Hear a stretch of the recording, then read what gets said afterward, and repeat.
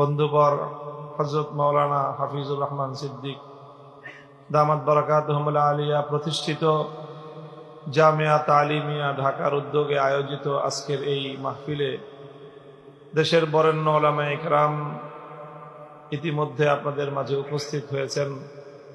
যেই ঘরে কোরআনের তেলাওয়াত হয় সেই সব ঘর থেকে ওসমান হাদিরা জন্ম নেয়।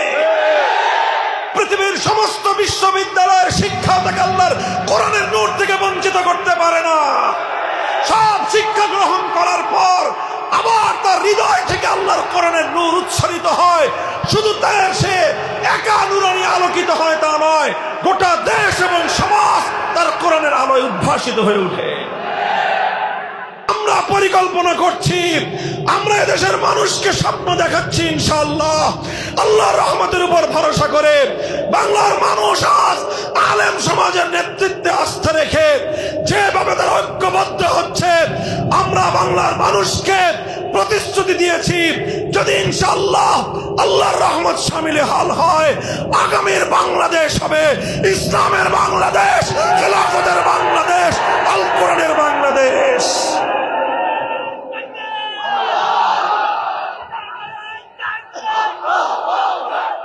هو الذي أرسل رسوله بالهدى ودين الحق ليظهره على الدين كله هو الذي بعث في الأميين رسولا منهم يتلو عليهم آياته ويزكيهم ويعلمهم الكتاب والحكمة وإن كانوا من قبل لفي ضلال مبين। আল্লাহ বলেন যে তিনি নিরক্ষর অশিক্ষিত মূর্খ মানুষদের কাছে একজন রাসূল প্রেরণ করলেন।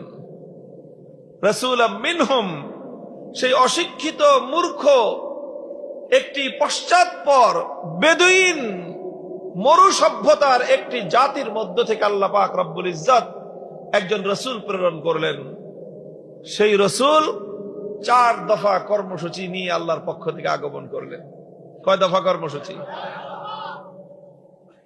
1 নম্বর কর্মসূচি ছিল ইয়াতলু আলাইহিম আয়াতিহি, তিলাওয়াতে কিতাবুল্লাহ।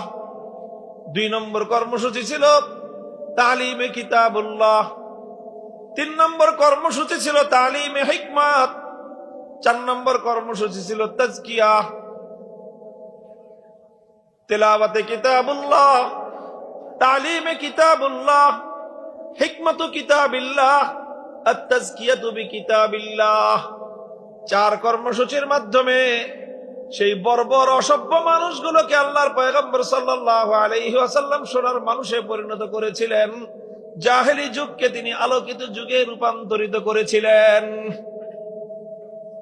4টা কাজ, আলোচনা তো লম্বা করব না, 4টা কাজের ছোট্ট ছোট্ট একটু বিশ্লেষণ করে কিভাবে আল্লাহর নবী কাজগুলো করেছিলেন এবং এই 4 কাজের ধাপগুলো বর্ণনা করে একটা উপসংহার টেনে আলোচনা সমাপ্তির দিকে নিয়ে যাব।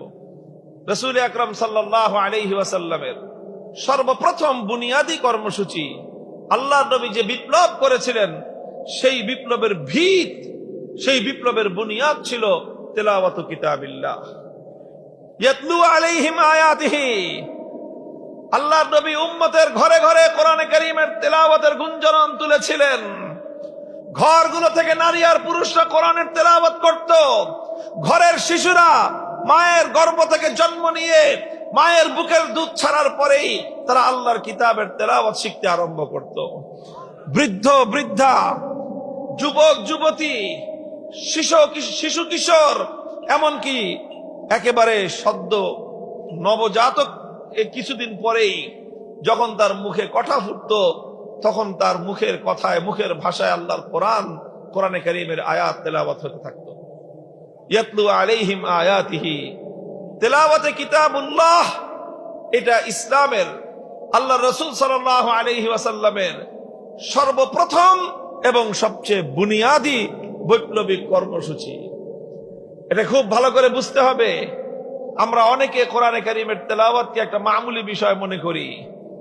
আমরা মনে করি 8-10টা কিতাব যেরকম পড়া, কোরআনে কারীমের তেলাওয়াত, কোরআন পড়া, এটাও এরকম একটা পড়া।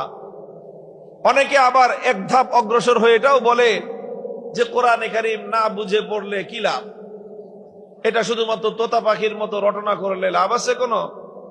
মুহতারাম হাজিরিন, যারা এরকম কথা বলে তারা মূলত আল্লাহর কোরআনে কারীমের তেলাওয়াতের যে সত্যিকার পাওয়ার এবং তার শক্তি সম্পর্কে অজ্ঞ, জানে না। কোরআন আর 10টা কিতাবের মতো নয়, মানুষের লেখা কোনো গ্রন্থের মতো নয়। তুমি কাব্যগ্রন্থ না বুঝে পড়লে কবিতার মর্মার্থ তুমি বুঝবে না। গল্পের বই না বুঝে পড়লে গল্পের স্বাদ তুমি পাবে না।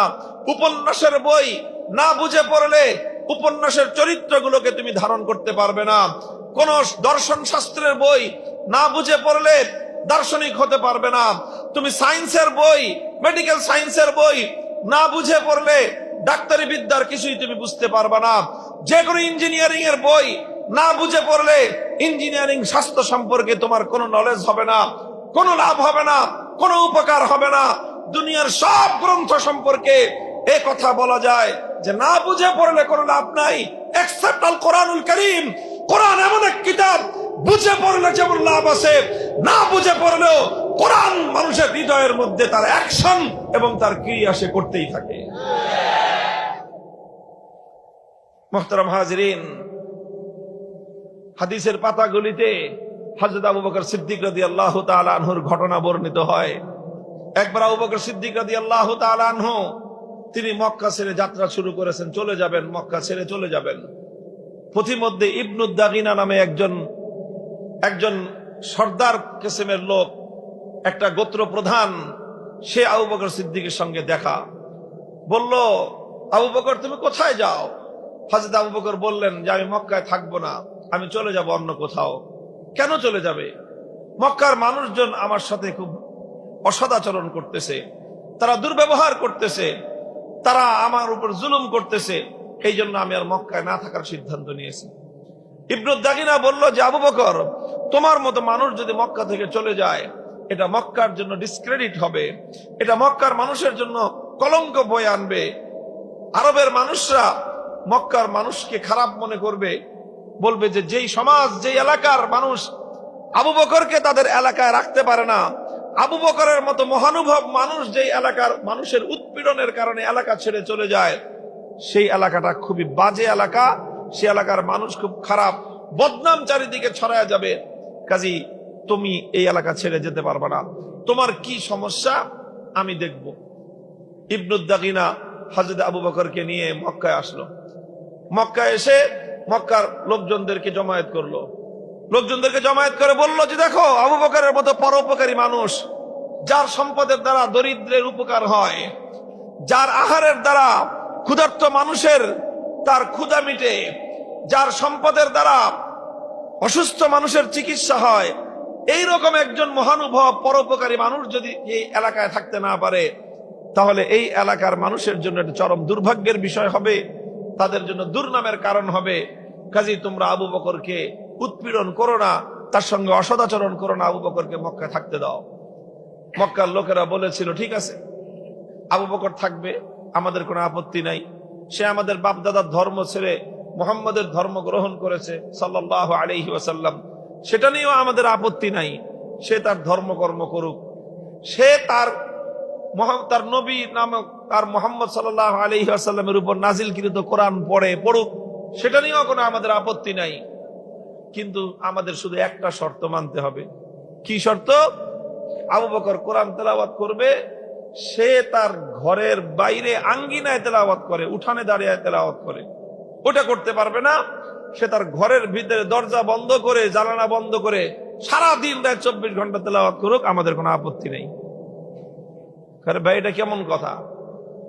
ঘরের মালিক আবু বকর, উঠানের মালিকও তো সেই, তো সে তার উঠানে দাঁড়ায় তার কোরআন পড়বে, তোমার সমস্যা কি? না, সমস্যা আছে, আমাদের বিরাট সমস্যা। তোমাদের কি সমস্যা? আবু বকর তার বাড়িতে দাঁড়ায়, তার উঠানে দাঁড়ায় কোরআন তেলাওয়াত করলে, সে যদি উন্মুক্ত জায়গায় দাঁড়িয়ে কোরআন তেলাওয়াত করতে আরম্ভ করে, তাহলে সমস্যা যেটা হয় যে আবু বকরের এই আবেগ মাখা কণ্ঠের কোরআনের তেলাওয়াত, এটা হ্যামিলনের বাঁশিওয়ালার মতো আমাদের ঘরগুলো থেকে আমাদের ছোট ছোট বাচ্চাদেরকে, আমাদের নারীদেরকে, গোটা এলাকার মানুষকে এমন ভাবে আকর্ষণ করতে থাকে, লোহাকে যেরকম চুম্বকের মতো আকর্ষণ করতে থাকে, আমরা আমাদের ঘরগুলোতে আমাদের বাচ্চাদেরকে পর্যন্ত বেঁধে রাখতে পারি না। পঙ্গপালের মতো আবু বকর সিদ্দিকের কোরআনের তেলাওয়াত শোনার জন্য তার বাড়ির কাছে এসে সবাই হুজুম করে, ভিড় করে। মুহতারাম হাজিরিন, এটা তো কোনো বানানো গল্প নয়, এটা সেই সকল মানুষদের স্বীকৃতি যারা কোরআনের আলোকে, কোরআনের আওয়াজকে নিস্তব্ধ করে দেওয়ার জন্য ষড়যন্ত্র করত।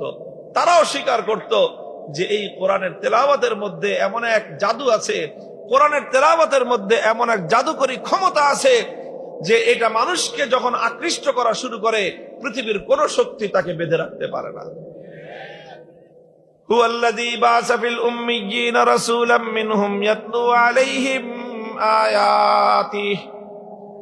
এজন্য আল্লাহ পাক রব্বুল আলামিন তার পয়গম্বরকে সর্বপ্রথম সবচেয়ে বুনিয়াদি যেই কর্মসূচি দান করেছেন, সেই কর্মসূচির নাম হলো তেলাওয়াতে কিতাবুল্লাহ। বন্ধুগণ, কোরআনে কারীমের এই তেলাওয়াত, এটা মুসলমানদের ঘরে ঘরে, মুসলমানদের ঘরে ঘরে এটা শুধুমাত্র একটা কিতাবের তেলাওয়াত নয়, বরং মুসলমানদের ঘরকে, মুসলমানদের পরিবারকে, মুসলমানদের সমাজকে, মুসলমানদের এলাকা এবং দেশটাকে সকল পাপ পঙ্কিলতা এবং বিজাতীয় আগ্রাসন থেকে জাতিকে সংরক্ষণ করবার মহা ঔষধ। আরে ভাই, কোরআন তেলাওয়াতের বিরুদ্ধাচরণ এজন্য এভাবেই তারা করে না, মানে কোনো কারণ ছাড়া তারা করে না। নানাভাবে মুসলিম সমাজকে কোরআনের তেলাওয়াত থেকে বঞ্চিত করবার জন্য বহুমুখী ষড়যন্ত্র তাদের। আগে এক সময় আমাদের দেশের সাধারণ শিক্ষা প্রতিষ্ঠান, স্কুলের সময় শুরু হতো এমন একটা সময়, এই 8টা 9টা 10টা সকালবেলা সাবাহি মক্তবে বাচ্চারা কোরআন তেলাওয়াত শিখত। নানা কৌশলের মাধ্যমে কিন্ডারগার্টেন এটা সেটা নাম দিয়ে ঘরে ঘরে, পাড়ায় পাড়ায়, মহল্লায় মহল্লায়। ওই যে আমাদের একটা মন্ত্রী ছিল আগে, বলছিল ব্যাঙ্গের ছাতার মতো মাদ্রাসা গজে উঠছে। ব্যাঙ্গের ছাতার মতো মাদ্রাসা গজিয়ে ওঠে না, ব্যাঙ্গের ছাতার মতো এই সকল কিন্ডারগার্টেন গজায় উঠছে। কিন্ডারগার্টেনকে আমরা ব্যাঙ্গের ছাতা বলি না। শিক্ষা প্রতিষ্ঠান, যে কোনো শিক্ষা প্রতিষ্ঠান হোক, আমরা সেগুলোকে অনার করি, সম্মান জানাই এবং আমরা এগুলোকে স্বাগত জানাই। কিন্তু কথা হলো, যেই শিক্ষা প্রতিষ্ঠান গড়ে উঠে মুসলমানের সন্তানকে আল্লাহর কোরআনের তেলাওয়াত থেকে বঞ্চিত করার জন্য, যেই শিক্ষাঙ্গনের সকল কর্ম পরিকল্পনা তৈরি হয় মুসলমানের সন্তানদেরকে কোরআনী শিক্ষা থেকে, কোরআনের আলো থেকে বঞ্চিত করার জন্য, সেটাকে আমরা ষড়যন্ত্র ছাড়া আর কিছুই অভিহিত করতে পারি না। মুহতারাম হাজিরিন, আমরা বলি সারা দুনিয়া শিখো, আমাদের কাছে শিখতে মনে না চায় তাদের কাছেই শিখো। মুসলমানদেরকে আমরা বলি, তোমাদের সন্তানদেরকে আলেম ওলামাদের তত্ত্বাবধানে শিক্ষিত করতে যদি মনে না চায়, ঠিক আছে, ওয়েলকাম, তোমরা অন্যদের কাছেই শেখাও, যেখানে ইচ্ছা সেখানে শেখাও। শুধু আমাদের একটা অনুরোধ তোমাদের হাতে পায়ে ধরে আমরা জানাই, সেটা হলো এই, তোমার সন্তান অন্য সব কিছু শেখার আগে তাকে তোমার রবের নাম শিক্ষা দাও। তোমার সন্তানকে সব কিছু শেখার আগে, এবিসিডি সরে অ সরে আ সব কিছু শিক্ষার আগে বিসমিল্লাহির রহমানির রহিম শেখাও। অন্য সব শিক্ষার আগে তাকে তোমার রব আল্লাহের নামের সঙ্গে তাকে পরিচিত করো। হে মুসলমান, এটাই হলো আমাদের বিপ্লবের বুনিয়াদ তৈরি করে। কচি হৃদয়ের ভিতরে আল্লাহর কোরআনের তেলাওয়াতের বীজ যখন রোপণ করে দেওয়া হয়, এরপরে তুমি দুনিয়ার তাকে যেখানেই পাঠাও, ইনশাআল্লাহ শিশু বয়সে যেই সন্তান আল্লাহর কোরআনের শিক্ষা গ্রহণ করেছে, নাসার বিজ্ঞানী হয়ে চাঁদের দেশে গেল, তার পক্ষ থেকে আল্লাহর কোরআনের নূর বিচ্ছুরিত হবে ইনশাআল্লাহ। আমাদের বুনিয়াদি বিপ্লবী কর্মসূচি হলো এটাই ভাই। এটা আমাদের বড় কাজ, এটা আমাদের বড় কাজ না, আসলে এটা আল্লাহ প্রদত্ত সর্বশ্রেষ্ঠ নবীর সর্বশ্রেষ্ঠ কর্মসূচি। এটা আমি আর আপনি বুঝি না। অনেক সময় আমরা মনে করি এই যে একটা মক্তব চালায় হুজুররা, এই যে হাফিজুর রহমান সিদ্দিকী সব কাম করে না, এই যে বাচ্চাদেরকে মক্তবে পড়ানোর জন্য ভর্তি করায়। এটা মামুলি মনে করবেন না, এটা মামুলি জিনিস নয়। এটা সেই কর্মসূচি ইহুদি খ্রিস্টানরা, ইসরায়েল, আমেরিকানরা তারা তাদের সকল ষড়যন্ত্র এই মুসলমানদের আগামী সন্তানদেরকে কোরআনের শিক্ষা থেকে বঞ্চিত করার জন্য তারা নিয়োজিত করেছে। ইয়াতলু আলাইহিম আয়াতিহি, এই জন্য তেলাওয়াতে কিতাবুল্লাহ এটা এমন একটা জিনিস, যেই ঘরে কোরআনের তেলাওয়াত হয় সেই ঘরের সন্তান সহজে বিপদগামী হয় না। যেই ঘরে কোরআনের তেলাওয়াত হয় সেই সব ঘর থেকে ওসমান হাদিরা জন্ম নেয়। পৃথিবীর সমস্ত বিশ্ববিদ্যালয়ের শিক্ষা তাকে আল্লাহর কোরআনের নূর থেকে বঞ্চিত করতে পারে না। সব শিক্ষা গ্রহণ করার পর আবার তার হৃদয় থেকে আল্লাহর কোরআনের নূর উচ্ছ্বরিত হয়। শুধু তাই সে একা নূরানি আলোকিত হয় তা নয়, গোটা দেশ এবং সমাজ তার কোরআনের আলোয় উদ্ভাসিত হয়ে ওঠে। এই জন্য মুহতারাম হাজিরিন, তেলাওয়াতে কিতাবুল্লাহ এটা এক বৈপ্লবিক কর্মসূচি, এটা একটা ঐতিহাসিক কর্মসূচি। পৃথিবীতে অন্য সব শক্তির মোকাবেলা করার মতো হাতিয়ার পাশ্চাত্য আল্লাহর কোরআনের শক্তির মোকাবেলা করার মতো কিছু তাদের কাছে নাই, কিচ্ছু নাই। এই জন্য ওরা এটাকে অ্যাটাক করে, এটার উপর আগ্রাসন চালায়। এই অস্ত্র যেন মুসলমান হাতে তুলে নিতে না পারে, মুসলমানের পক্ষে যেন আল্লাহর কোরআনের এই শক্তি যেন পুঞ্জীভূত না হয়, এটাই তাদের ষড়যন্ত্রের মূল জায়গা।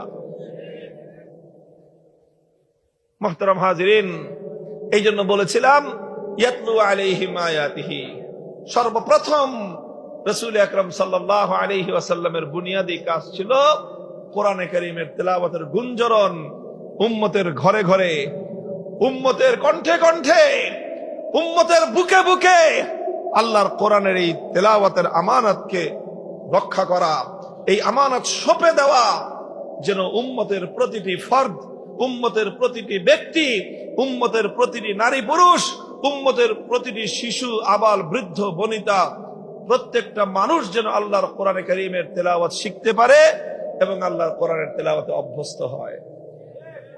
বলেন আজ মুসলমানরা সবচেয়ে বেশি যে জিনিসটা থেকে বঞ্চিত হয়েছে, মুসলমানদের ঘরে রাত 12টা-1টা পর্যন্ত টিভি চলে, গান বাদ্য হয়, ধুমধারাক্কা সমস্ত বিনোদনের আয়োজন চলতে থাকে, নর্তকীরা নাচতে থাকে, টেলিভিশনের পর্দায় গায়িকাদের গান চলতে থাকে, আর মুসলমানদের ঘরগুলো, অনুষ্ঠানগুলো উম্মাতাল নাচ গানে উত্তাল হয়ে ওঠে। মুসলমানদের ঘরগুলো সকাল বেলায় ঘুমে বিভোর হয়ে থাকে, মরা লাশ যেরকম কবরস্থানে শুয়ে থাকে, প্রতিটি মুসলমানের ঘর সকাল বেলার দীর্ঘ একটা সময় মরা লাশের মতো পড়ে থাকে। একটা ঘর থেকে আল্লাহর কোরআনের তেলাওয়াতের আওয়াজ শোনা যায় না। কোথায় আমাদের পতনটা ঘটেছে চিহ্নিত করার চেষ্টা করেন, ইতিহাস পড়েন, হাদিসের পাতাগুলো পড়েন। রাসূল আকরাম সাল্লাল্লাহু আলাইহি ওয়াসাল্লাম প্রতিদিন বা অনেক দিনই এমন হতো, শেষ রজনীতে আল্লাহ নবী মদিনার অলিতে গলিতে ঘুরতেন, শেষ রাতে অলিতে গলিতে ঘুরতেন। কেন ঘুরতেন? এক একজনের বাসা থেকে, কার ঘর থেকে কোরআনে কারীমের কেমন তেলাওয়াতের সুর ভেসে আসে, আল্লাহ নবী নিজের কর্ণকুহর দিয়ে সেটা শোনার চেষ্টা করতেন। এমন কোন ঘর থাকতো না, এমন কোন ঘর খুঁজে পাওয়া যাবে না মুসলমানদের বিজয়ের যুগে, মুসলমানদের উত্থানের সেই সময়টায়, মুসলমানদের স্বর্ণালী সেই যুগে। আল্লাহর কসম খেয়ে বলি, মদিনার শহরে এমন একটা ঘর ছিল না যেই ঘরের শেষ রজনীতে সেই ঘরের নারী পুরুষ শিশু নির্বিশেষে প্রত্যেকটা মানুষের কণ্ঠে আল্লাহর কোরআনের তেলাওয়াতের সুমধুর ধ্বনি প্রতিধ্বনিত না হতো, এমন একটা ঘর পাওয়া যাবে না। আর আজ শেষ রাত তো শেষ রাত, শেষ রাতে মুসলমানের ঘর থেকে কোরআনের তেলাওয়াত আওয়াজ শোনা যাবে, এটা 2-4টা মোল্লা মৌলবী ছাড়া তো আর সম্ভবই না। আর 2-4 জন যদি তবলিগ জামাতের সাথী, হক্কানি পীর সাহেবের মুরিদান, এই যদি 2-4 জন করে, আর গোটা সমাজ রাত 2টো পর্যন্ত প্রত্যেকটা ঘর থেকে আপনি নাচ গানের আওয়াজ পাবেন, ধুমধারাক্কা বাজনার ধ্বনি পাবেন, কিন্তু এমন ঘর খুব কম পাবেন যেই ঘর থেকে মিষ্টি মিহি সুরে কোরআনের তেলাওয়াত ভেসে আসে। বলেন কথা ঠিক না বেঠিক? আপনারা শুরু করেন, শুরু করেন। আমরা গ্যারান্টি দিয়ে বলতে পারি, যেই ঘরের মা বাবা প্রতিদিন নিজের ঘরে কোরআনের তেলাওয়াত করবেন, সেই ঘরের কোন সন্তান ইনশাআল্লাহ বিপদগামী হবে না। সেই ঘরের সন্তানরা মাদকাসক্ত হবে না। সেই ঘরের সন্তানরা সন্ত্রাসী হবে না। সেই ঘরের সন্তানরা অন্ধকার পথের যাত্রী হবে না। সেই ঘর থেকে ইনশাআল্লাহ শরীফ ওসমান হাদিরাই জন্ম হবে। কোরআনের তেলাওয়াতকে জাগ্রত করেন, সমাজ বদলে যাবে ইনশাআল্লাহ। ইয়াতলু আলাইহিম আয়াতিহি ওয়া ইউআল্লিমুহুমুল কিতাব। আল্লাহর পয়গম্বরের 2 নম্বর কর্মসূচি ছিল কি? তালিমে কিতাব। 1 নম্বর ছিল তেলাওয়াতে কিতাব, 2 নম্বর ছিল তালিমে কিতাব। তালিমে কিতাব মানে কি? মানে হলো তেলাওয়াত তো করবে কম্পালসারি, প্রত্যেকেই, এভরিওয়ান। তেলাওয়াতে কিতাবুল্লাহ থেকে এক মুসলমানও বঞ্চিত হবে না। 100% মুসলমান 100% কোরআনের তেলাওয়াতকারী হবে। কথা পরিষ্কার? ছেলে হোক মেয়ে হোক, ছেলে হোক মেয়ে হোক। আরে ভাই, ওলামায়ে কেরাম কি করবে বলেন? যত রকম আয়োজন থাকতে পারে মুসলমানের সন্তানকে কোরআনের তেলাওয়াত শিক্ষার জন্য আলেম ওলামারা সব রকম ব্যবস্থা করেছে। আজকাল ওলামায়ে কেরাম মেহনত করে আফটার স্কুল মাকতাব করেছে। বাচ্চাদেরকে স্কুলে পড়ান, আপনার স্কুল টাইমের সাথে শিডিউল ঠিক রেখে 1 ঘন্টার জন্য বাচ্চাকে আফটার স্কুল মাকতাব নামে সারা দেশব্যাপী এক বিপ্লবী কর্মসূচি চলছে আলেম ওলামাদের নেতৃত্বে। 1 ঘন্টা সময় দেন আপনার বাচ্চাকে। প্রত্যেকটা এলাকা আফটার স্কুল মাকতাব গড়ে উঠেছে, ওখানে দেন না 1 ঘন্টা। আপনার ছেলে স্কুলে পড়ুক, তারপরে কলেজে পড়বে, ভার্সিটিতে পড়বে, সারা দুনিয়া জয় করবে। আফটার স্কুল মাকতাব 1 ঘন্টা পড়বে, অথবা সবাহি মাকতাব 1 ঘন্টা পড়বে। আর এখন তো আলহামদুলিল্লাহ প্রতিটি মাদ্রাসায় এমন আধুনিক কারিকুলামে আমরা বাচ্চাদেরকে পড়াচ্ছি। এই যে মাদ্রাসা আপনারা দেখলেন এখন প্রদর্শনী, এখানে ছোট ছোট বাচ্চাদেরকে, যেই বয়সে আমরা ক্লাস 5 অথবা ক্লাস 3 পর্যন্ত বাচ্চাদেরকে আমরা সাধারণ শিক্ষায় শিক্ষিত করে দিচ্ছি, যে কোনো স্কুলের শিক্ষার্থীদের সাথে আমাদের মাদ্রাসার ক্লাস 3 ছাত্ররা কম্পিটিশন করতে প্রস্তুত। প্রত্যেকটা সাবজেক্টে প্রস্তুত। বাংলা, অঙ্ক, ইংরেজি সহ যতগুলো সাবজেক্ট, প্রতিটা সাবজেক্টে তারা কম্পিটিশন করবে। ইন দ্য মিন টাইম আলহামদুলিল্লাহ কোরআনে কারীমের বিশুদ্ধ তেলাওয়াত, শুধু বিশুদ্ধ তেলাওয়াত নয়, জাতীয় এবং আন্তর্জাতিক পর্যায়ে কম্পিটিশন করার মতো যোগ্যতা সম্পন্ন তেলাওয়াত সে শিখবে। এই মিয়া, হুজুররা আর কি করবে বলেন? আর কি করবে হুজুররা? সব দোষ তো হুজুরদের। হুজুররা পাঞ্জাবি বড় বড় পরে জামা, দেশে কাপড়ের দাম বাড়ায় দিচ্ছে, তাই না? হুজুরদের কোনো প্রোডাক্টিভিটি নাই। ইংলিশে বলে মাঝে মাঝে, আবার ওই যে মাঝখানে একটা বের হয়েছিল না, আব্দুল লতিফ সিদ্দিকী। আমার হুজুর আশরাফ আলী সাহেব হুজুর আহমদুল্লাহ আব্দুল লতিফ কাযযাবী সিদ্দিকী হয় কি? যে হজের কোনো প্রোডাকশন নাই, শুধু রিডাকশন। ইংলিশে বলছে, অনেকে বুঝেন নাই। প্রোডাকশন নাই, রিডাকশন মানে হলো খালি খরচ হয়, আয় নাই। বুঝেন নাই? কয় হুজুররা তো দেশের অর্থনৈতিক উন্নয়নে কোনো ভূমিকা রাখে না। উন্নয়ন কাকে বলা হয়, উন্নয়ন কাকে বলা হয় এবং উন্নয়ন কিভাবে হয়, তার যদি সত্যিকার আলোচনা করতে বসি, ঘন্টার পর ঘন্টা আলোচনা দ্বারা আমরা সাব্যস্ত করে দিতে পারবো তোমাদের লজিক, তোমাদের যুক্তি এবং তোমাদের জ্ঞান বিজ্ঞানের আলোকে, যে আলেম ওলামারা এই দেশের, এই সমাজের অর্থনৈতিক উন্নয়নে যেই ভূমিকা তারা পালন করতেছে, যদিও প্রত্যক্ষ নয় তবে পরোক্ষভাবে তাদের যে ভূমিকাটা সমাজের অন্য কোন শ্রেণী এবং পেশার মানুষের এই কন্ট্রিবিউশন নাই। যাই হোক, তেলাওয়াতে কিতাব বাচ্চাদেরকে, প্রত্যেক ব্যক্তি, মুসলমানদের মধ্যে এক ব্যক্তিও থাকবে না যে কোরআনে কারীমের তেলাওয়াত করতে পারে না। মুসলমানদের জাতীয় শিক্ষা ব্যবস্থা এমন হতে হবে, মুসলিম দেশের জাতীয় শিক্ষা ব্যবস্থা এমন হতে হবে, যেই শিক্ষা ব্যবস্থার মাধ্যমে প্রত্যেকটি সন্তান যারাই শিক্ষাঙ্গনে যাবে, সর্বপ্রথম অন্যান্য শিক্ষার সাথে কোরআনে কারীমের তেলাওয়াতের বিশুদ্ধ শিক্ষা সে পাবে। প্রাইমারি স্কুলে গানের শিক্ষক নিয়োগ দাও, নাচানাচির শিক্ষক নিয়োগ দাও, কিন্তু আমরা বছরের পর বছর বলে আসতেছি যে প্রাইমারি স্কুল মুসলমানদের ট্যাক্সের পয়সায় চলে, মুসলমানদের সন্তানরা সেখানে পড়ে, মুসলমানদের ট্যাক্সের পয়সায় সেখানকার ভবন তৈরি হয়, টিচারদের বেতন হয়, সব আমাদের ট্যাক্সের পয়সায় হয়।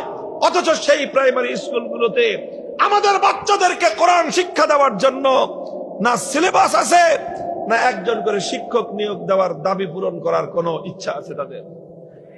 এগুলো বলতেছি আমরা, এই পর্যন্ত বলে যাচ্ছি, এরপরে কিছুদিন পরে আর বলা বলি নাই, এগুলো আমরা বাস্তবায়ন করব। স্কুলগুলো আমরা নিজ হাতে প্রয়োজনে নিজেদের হাতে দায়িত্ব তুলে নেব ইনশাআল্লাহ। এদেশের মুসলমানদের শিক্ষা ব্যবস্থা আল্লাহর কোরআনকে বাদ দিয়ে জাতীয় শিক্ষা কারিকুলাম চলতে পারে না, সামনের দিনে আমরা চলতে দেব না।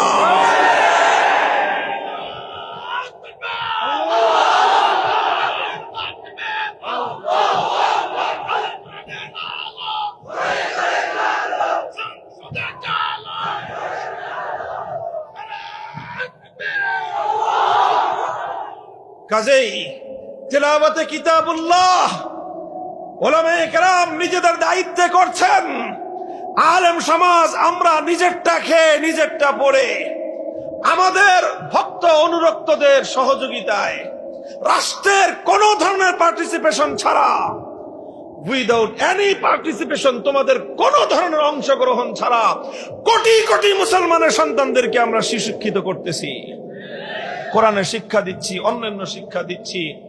এটা আমরা করতেছি। আমাদের পরবর্তী স্টেপ হলো আমরা তো আমাদেরটা করবো ইনশাআল্লাহ। জাতীয় শিক্ষা কারিকুলাম, প্রাথমিক প্রাইমারি স্কুলগুলো কোরআনী শিক্ষা থেকে শূন্য থাকতে দেওয়া হবে না। আমরা আটঘাট বাঁধতেছি ইনশাআল্লাহ, আমরা সেই প্রস্তুতি নিচ্ছি। আমরা আমাদের এই জাতিকে যারা এই আগ্রাসন যারা চালাতে চায়, কালচারাল আগ্রাসন, সাংস্কৃতিক আগ্রাসন, আমাদের সন্তানদের এই জাতির মগজ ধোলাই করতে চায়, এই বিজাতীয় আগ্রাসন থেকে, আধিপত্যবাদী শক্তির আগ্রাসন থেকে এই জাতির আগামী প্রজন্মকে রক্ষা করতে হলে তাদেরকে শুরু থেকেই তাদের মন মস্তিষ্কের মধ্যে আগ্রাসন বিরোধী প্রোটেকশন কোরআনের শিক্ষা দিয়ে দিতে হবে। কোরআনের শিক্ষাকে আমি কি বললাম? আগ্রাসন বিরোধী প্রোটেকশন। তুমি যতই আগ্রাসন চালাও, কোরআনের যদি শিক্ষা থাকে সেটা তোমার সমস্ত আগ্রাসন থেকে আমাদের সন্তানদেরকে প্রোটেক্ট করবে ইনশাআল্লাহ। ভাই, আমি বারবার অন্য সাবজেক্টে যাই, আবার ফিরে ফিরে আমাকে আমার এই জায়গায় নিয়ে আসে আমার আবেগ, আমার ভালোবাসা কোরআনের প্রতি এবং উম্মতের প্রতি আমাদের যে দায়িত্ববোধ, সেটা আমাকে বারবার এখানে নিয়ে আসতেছে কথাটা। আমি আপনাদেরকে বলি, প্রত্যেকে যার যার জায়গা থেকে, আপনি হতে পারেন স্কুলের টিচার, আপনি হতে পারেন কলেজের শিক্ষক, আপনি হতে পারেন কলেজের বা স্কুলের গভর্নিং বডির সদস্য, একজন পরিচালনা পরিষদ সদস্য হতে পারেন। আপনারা আপনাদের জায়গা থেকে উদ্যোগগুলি গ্রহণ করেন, আপনারা আপনাদের জায়গা থেকে উদ্যোগগুলো গ্রহণ করেন, আলেম ওলামাদের হাতকে শক্তিশালী করেন। আপনারা মনে রাখবেন, এই জাতিকে রক্ষা করার জন্য আলেম ওলামাদের হাতকে শক্তিশালী করা ছাড়া বিকল্প কোনো রাস্তা নাই। প্রমাণ হয়ে গেছে, বাকি সকলকে আগ্রাসী শক্তি, আধিপত্যবাদী শক্তি সবাইকে কিনতে পারে, আলেম সমাজ বিক্রি হয় নাই, বিক্রি হয় না কোনোদিন।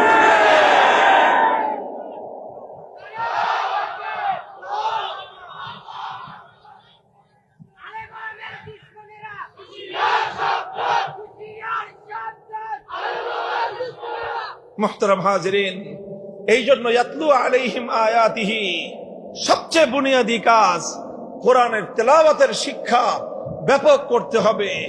ঘরে ঘরে কোন মুসলমানের সন্তান কোরআনের তেলাওয়াত থেকে বঞ্চিত হবে না।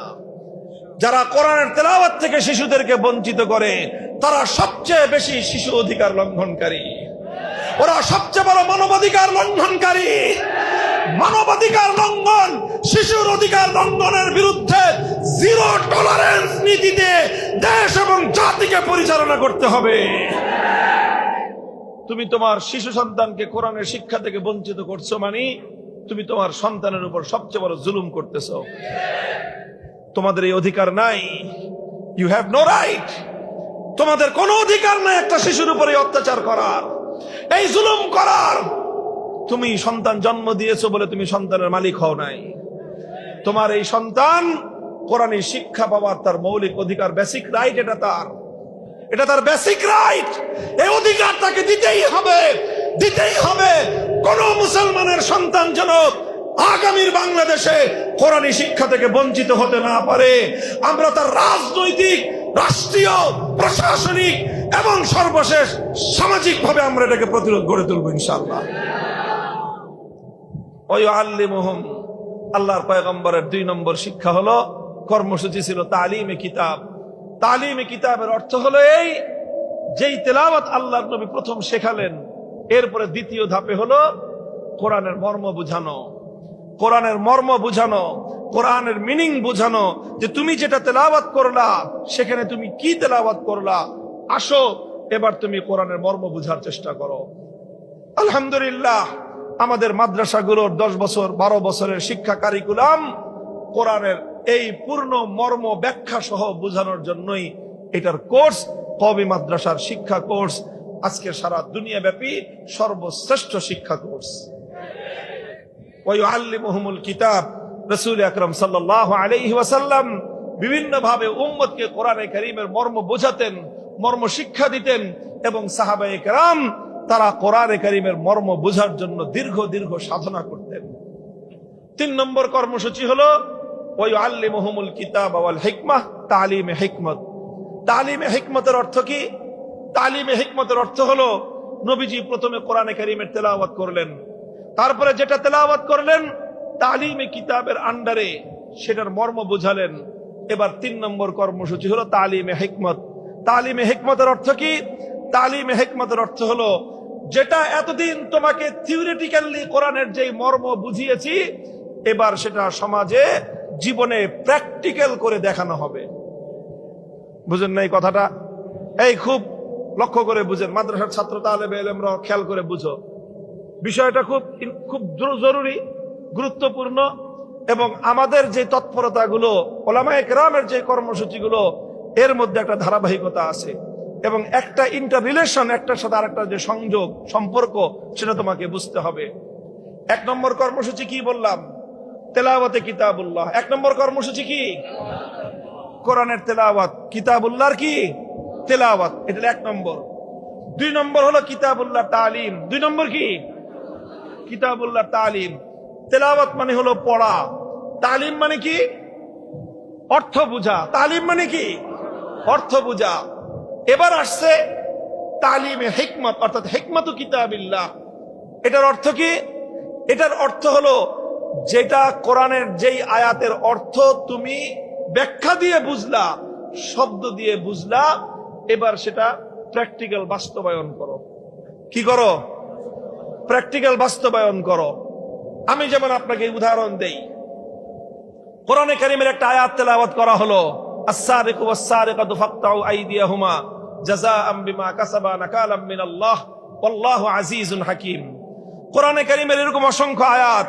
আল্লাহ পাক নামাজের কথা বলেছেন, উযুর কথা বলেছেন, ইযা কুমতুম ইলাস সালাতি ফাগসিলু বুজুহাকুম ওয়া আইদিয়াকুম ইলাল মারাফিক ওয়ামসাহু বিরুউসিকুম ওয়া আরজুলাকুম ইলাল কাবাইন।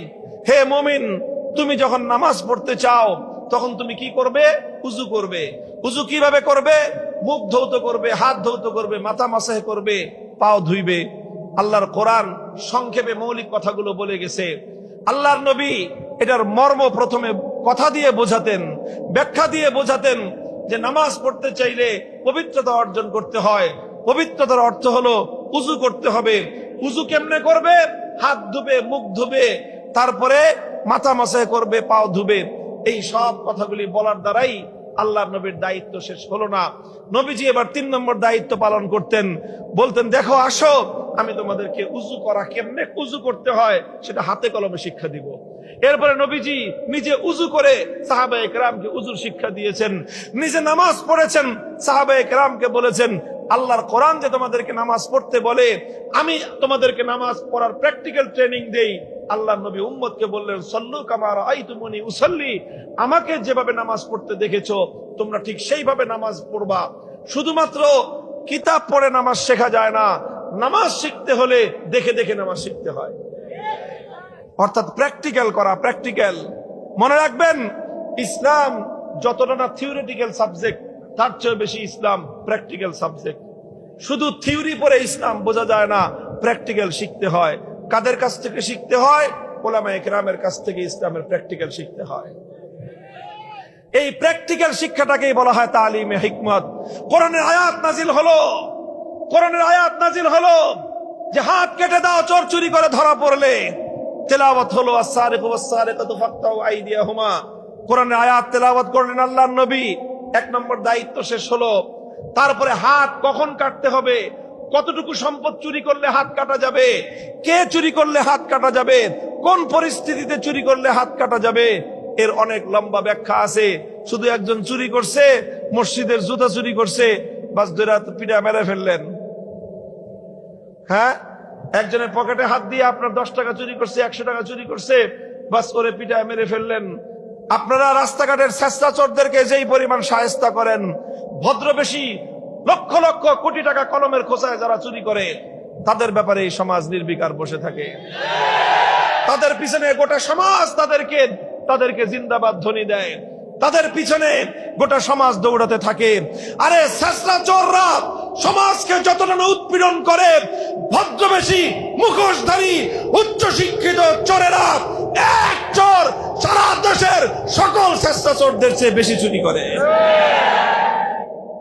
কাজেই চুরি করলেই শুধু হাত কাটা যায়, ব্যাপারটা এত সহজ না। এর অনেক লম্বা ব্যাখ্যা আছে।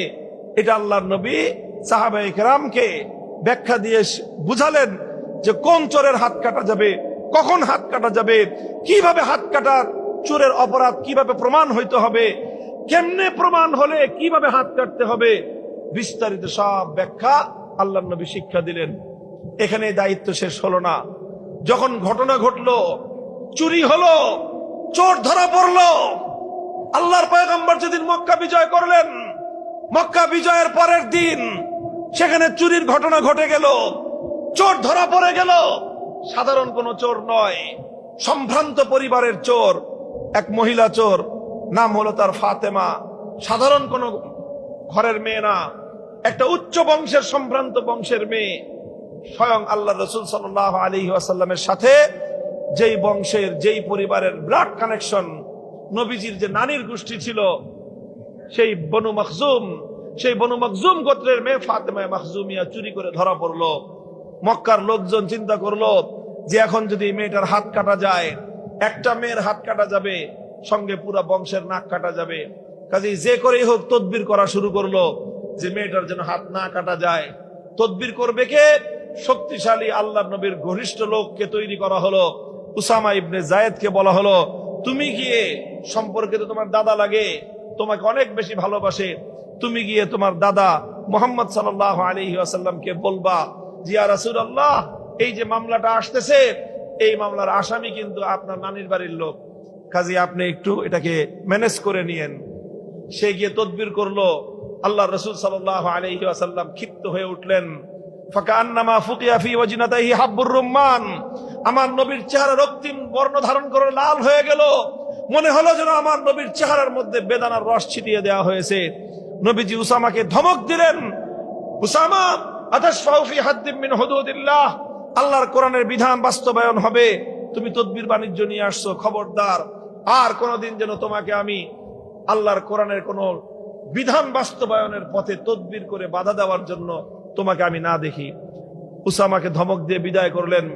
নবীজি বুঝতে পারলেন এটা শুধু উসামা একার কাজ নয়, উসামা অল্প বয়স্ক মানুষ, সে বুঝতে না পেরে আমার কাছে এসে বলেছে উসামার পিছনে বিরাট এক গোষ্ঠী আছে, এটা অন্য কোনো গোষ্ঠী নয়, স্বয়ং আমার মক্কার কুরাইশের গোষ্ঠী, আমার নানির বাড়ির লোক, আমার গোষ্ঠীর লোকজন।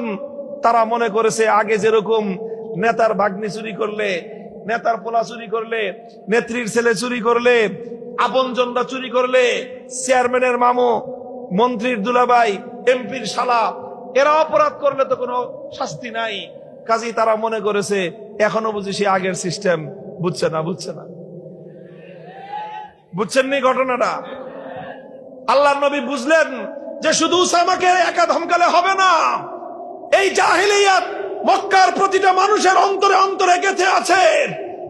আমরা যেই বিপ্লব করেছি, মক্কার মানুষের হৃদয়ের ভিতর থেকে সেই জাহেলিয়াতের শেকড় উপড়ে ফেলতে হবে। নবীজি ফালাম্মা কানাল আশিয়্যু, বিকাল বেলায় আল্লাহর নবী নামাজের পরেই বাইতুল্লাহ কাবা শরীফের সামনে দাঁড়িয়ে গেলেন। মক্কার লোকজনদেরকে জমায়েত করে নবীজি একটা ভাষণ দিলেন। বললেন যে দেখো, ইন্নামা হালাকা মান কানা ক্বাবলাকুম ইযা সারাকা ফীহিমুদ দাঈফ আকামু আলাইহিল হাদ ওয়া ইযা সারাকা ফীহিমুশ শরীফ তারাকুহু। তোমাদের পূর্ববর্তী অনেক জাতিকে আল্লাহ পাক ধ্বংস করে দিয়েছেন। অপরাধ একটাই ছিল, দুর্বল যখন অপরাধ করত, যদি অপরাধ দুর্বল মানুষ করে, ওই যে হিরোইন যে অপরাধ করছে, ঠেলা গাড়িওয়ালা অপরাধ করছে, রিক্সাওয়ালা চুরি করছে, অথবা মেহনতি মানুষ, গরিব দরিব, এই শ্রেণীর মানুষ যখন অপরাধ করত, তখন সেই দুর্বল মানুষের উপরে আইনের শাসন 100 ভাগের জায়গায় 200 ভাগ কায়েম করে। ধর এটারে, এখন ন্যায় বিচার প্রতিষ্ঠা করো, আইনের শাসন কায়েম করো, দুর্বলের উপর দিয়ে আইন মারায়। আল্লাহর নবী বলেন ওয়াইজা সারাকা ফীহিমুশ শরীফ তারাকুহু। সেম অপরাধ কোন একজন প্রভাবশালী ব্যক্তি করত, সেম অপরাধ যখন তাদের মধ্যে কোন শিল্পপতি করত, কোন সম্ভ্রান্ত মানুষ যখন করত, যখন ক্ষমতাসীন কোন মানুষ যখন সেই অপরাধ করত, তখন সেই প্রভাবশালী ক্ষমতাসীনের উপর তখন আর আইনের শাসন কায়েম করে না। আইনের শাসন সব বিরোধী দলের জন্য, আর নিজের দলের লোকজনের জন্য কোনো আইন নাই। আল্লাহর নবী বলেন যখন কোন সমাজে এই ধরনের বৈষম্য তৈরি হয়, আল্লাহ পাক রব্বুল আলামিন সেই সমাজকে ধ্বংস করে দেন। আজ তোমরা চাও যে আমার গোষ্ঠীর লোক অপরাধ করে ধরা পড়েছে, শুধু আমার সম্পর্কের কারণে আমি তাকে অপরাধ থেকে, বিচার থেকে আমি তাকে খালাস দিয়ে দিব। খবরদার, মনে রেখো, আজ যদি আমার নানির গোষ্ঠীর ফাতেমা নামনি মেয়ে না হয়ে, ওয়াল্লাহি লাউ আন্না ফাতিমাতা বিনত মুহাম্মাদিন সারাকাত লাকাতাতু ইয়াদাহা, যদি আমার মেয়ে কলিজার টুকরা ফাতেমা যদি আজকে চুরি করে ধরা পড়তো, আমি আল্লাহর নামের কসম খেয়ে বলি আমি তার হাত কেটে দিতে এতটুকু দ্বিধা করতাম না। এটার নাম হলো তালিমে হিকমত। উজুর মাসলা ট্রেনিং দেওয়া যেরকম তালিমে হিকমত, নামাজ শিখানো যেরকম তালিমে হিকমত, আজান একামত এটা শিখানো, হাতে কলমে শেখানো যেরকম তালিমে হিকমত, ঠিক তদ্রূপ কিভাবে বিচার ব্যবস্থায় আল্লাহর কোরআনের এক একটা আইন প্রয়োগ করতে হয় সেটা প্র্যাকটিক্যাল বাস্তব করে দেখানো, এটাও তালিমে হিকমত। এটা হলো 3 নম্বর কর্মসূচি। 4 নম্বর কর্মসূচি হলো ওয়ায়ুযাক্কিহিম। আল্লাহর কোরআনের যেই আয়াত তেলাওয়াত হয়েছে, তেলাওয়াতে কিতাবুল্লাহর আন্ডারে, তারপরে তালিমে কিতাবের আন্ডারে যেই আয়াতের মর্ম বোঝানো হয়েছে, তালিমে হিকমতের মাধ্যমে যে আয়াত প্র্যাকটিক্যাল বাস্তবে প্রয়োগ করা হয়েছে, তাজকিয়ার অর্থ হলো মানুষের আখলাক এবং চরিত্রের মধ্যে কোরআনের সেই আয়াতগুলিকে মানুষের চরিত্রের মধ্যে প্রতিষ্ঠিত করে দেওয়া, মানুষকে আল্লাহর কোরআনের চরিত্রে চরিত্রবান বানানো, এটার নামই হলো তাজকিয়া। আলহামদুলিল্লাহ, আমার কথা শেষ, এখন আপনাদেরকে আখেরি কথা বলি। এই যে আল্লাহর নবীর 4 দফা কর্মসূচির কথা বললাম, এই কর্মসূচির মাধ্যমে আল্লাহর নবী সেই সোনার সমাজ কায়েম করেছিলেন। আমরা কি চাই আমাদের এই জাহেলি সমাজটা সেই সোনালী সমাজে পরিণত হোক? চান তো? আমরা চাই তো ইনশাল্লাহ? হাত নামান, হাত নামান, হাত নামান। এবার শুনেন, এই 4 কর্মসূচি আলহামদুলিল্লাহ এদেশের আলেম সমাজ নিরবচ্ছিন্ন ভাবে, নিরলস ভাবে এদেশের হক্কানি উলামায়ে কেরাম এই 4 কর্মসূচি অব্যাহত ভাবে চালিয়ে যাচ্ছে। বলবেন কিভাবে চালিয়ে যাচ্ছে? তেলাওয়াতে কিতাবুল্লাহ আলহামদুলিল্লাহ এই জমিনে উলামায়ে কেরামের প্রতিষ্ঠিত মক্তব, হিফজ বিভাগ, সাবাহি মক্তবগুলো জাতির প্রত্যেকটি সন্তানকে কোরআনের তেলাওয়াত শিক্ষা দেওয়ার চেষ্টা করতেছে। এদেশের মাদ্রাসাগুলো মুসলমানদের সন্তানদেরকে কোরআনের মর্ম শিক্ষা দেওয়ার জন্য 10 থেকে 12 বছরের শিক্ষা সিলেবাসের মাধ্যমে চেষ্টা করতেছে। তারপর আসো তালিমে হিকমত, দাওয়াতুল হকের মাধ্যমে উম্মতের এক দল উলামায়ে কেরাম নামাজ, রোজা, তারপরে উযু, আযান, ইকামতের এই বিষয়গুলোর প্র্যাকটিক্যাল তালিম দিচ্ছে। আরেক দল উলামায়ে কেরাম দাওয়াত এবং তাবলীগের মেহনতের নামে মানুষকে ঘর থেকে বের করে আল্লাহর রাস্তায় নিয়ে নিয়ে তাদেরকে সেখানে প্র্যাকটিক্যাল ভাবে আল্লাহর দ্বীনের তালিম, কোরআনের তালিম দিচ্ছে। আর কিছু বিষয় আছে যেগুলো দাওয়াতুল হকের লোকেরাও বলবে না, কিছু বিষয় আছে যেগুলো দাওয়াত এবং তাবলীগের ভাইয়েরাও বলবে না। এমন কিছু আল্লাহর কোরআনের বিধান আছে যেই বিধানগুলো বাস্তবায়ন করতে হলে সমাজ এবং রাষ্ট্রীয় শক্তির প্রয়োজন হয়। কোরআনের সেই বিধানগুলো বাস্তবে প্রতিষ্ঠিত করার জন্যই উলামায়ে কেরাম ইসলামী রাজনীতির কঠিন অঙ্গনে কাজ করতেছেন। এরপরে আখেরি কাজ তাজকিয়ার জন্য উম্মতের মানুষের চরিত্রের মধ্যে আল্লাহর কোরআনী আখলাক বিভিন্ন খানকাহের মাধ্যমে এবং ইসলামী কর্মসূচির মাধ্যমে তারা আত্মশুদ্ধির মেহনতের মাধ্যমে উম্মতের আখলাকের মধ্যে কোরআনী চরিত্র সৃষ্টি করার কাজ করতেছেন। কাজেই সবগুলি কর্মসূচি এক সূত্রে গাঁথা, এগুলোই হলো আল্লাহর নবীর বৈপ্লবিক কর্মসূচির বুনিয়াদ।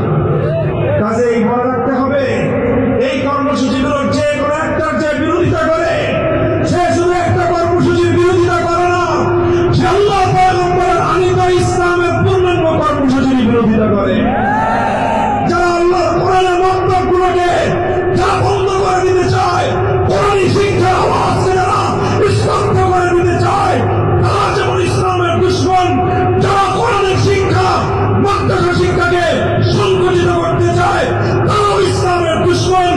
যারা ইসলামী রাজনীতির বিপক্ষে মাঠে ময়দানে হোক ষড়যন্ত্রমূলক ভাবে ইসলামী রাজনীতি, ধর্মভিত্তিক রাজনীতির বিরুদ্ধে কথা বলে, ওদের তীর টেনে তুলে ফেলা উম্মতের ঐক্যবদ্ধ।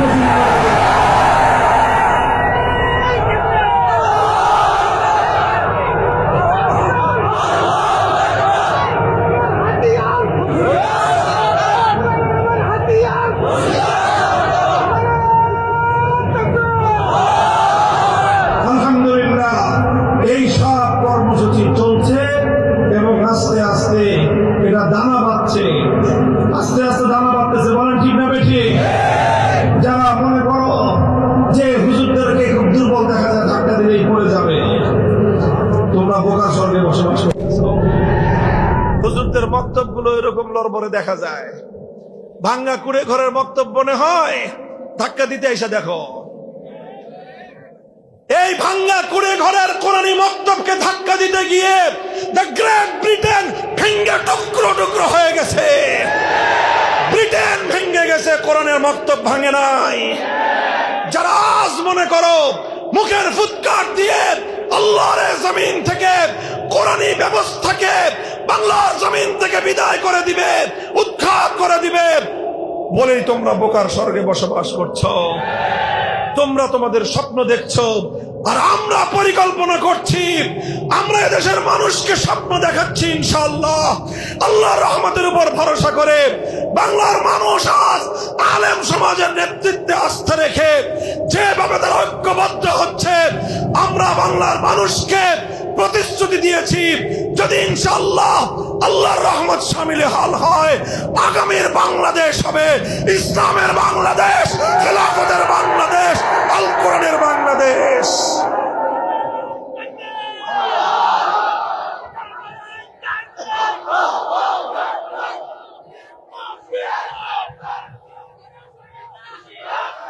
হ্যাঁ, সাথে থাকবেন তো, না খালি স্লোগান দিয়ে বাড়ি দিয়ে ঘুমাইবেন? হ্যাঁ, আছেন তো ইনশাল্লাহ? হ্যাঁ, শুধু মুখের কথা দিয়ে বিপ্লব আসে না। বাংলা ভাষায় একটা কথা বলে, মুখের কথা দিয়ে চিরা ভিজে না, চিরা ভিজাইতে হলে পানি লাগে।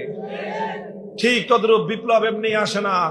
বিপ্লবের জন্য প্রথমে ঘাম ঝরানো পরিশ্রম করতে হয়। পরিশ্রম শুধু হুজুররা করবে? হুজুররা তো আলহামদুলিল্লাহ আল্লাহর দ্বীনের জন্য উৎসর্গিত আছেই। সাধারণ মানুষ আলে বলে আমাদের সাথে জুড়তে হবে, ঘাম ঝরানো মেহনত করতে হবে। করবেন তো ইনশাল্লাহ? এরপরে দ্বিতীয় মেহনত হবে চোখের পানি দিয়ে আল্লাহর কাছে সাহায্য চাইতে হবে। যেইভাবে জুলাই বিপ্লবের আগে এদেশের নারী, শিশু, পুরুষ, আবাল, বৃদ্ধ, বনিতা তারা অকাতরে চোখের অশ্রু নজরানা দিয়ে আল্লাহর কাছে সাহায্য চাইছিল ঘরে ঘরে, ঠিক ওইভাবে আল্লাহর কাছে সাহায্য চাইতে হবে। এরপরে ঘাম আর অশ্রু দিয়ে যখন এইভাবে একটা পরিবেশ তৈরি হবে, চূড়ান্ত পর্যায়ে শেষ ধাক্কা দেওয়ার জন্য একটা শহীদি ঈদগাহ লাগবে। কিসের ঈদগাহ? নামাজের ঈদগাহ তো আছেই, শহীদি ঈদগাহ লাগবে, শহীদি ঈদগাহ।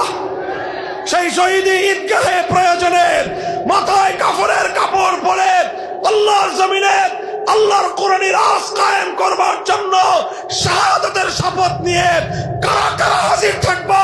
হাত তুলে অঙ্গীকার করো আল্লাহর কাছে।